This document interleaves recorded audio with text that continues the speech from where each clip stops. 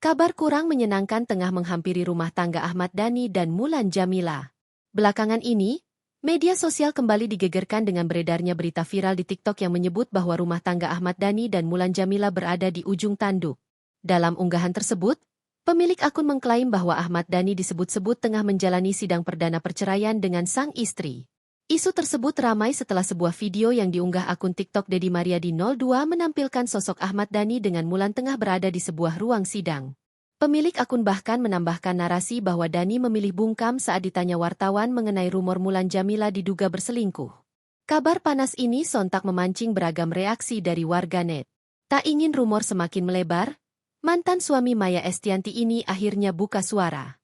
Lewat unggahan terbaru di Instagramnya, Ahmad Dhani Official, pentolan Dewa 19 ini berikan kalimat sindiran. Dengan menyebut nama-nama anaknya, Dhani geram dengan pemberitaan hoaks yang dilakukan secara tidak bertanggung jawab. Ia menilai kabar tersebut berasal dari pihak-pihak yang disebutnya sebagai makhluk setengah manusia, yang gemar menyebarkan informasi menyesatkan. Bukan pemerintah seperti yang kerap dituduhkan sebagian orang.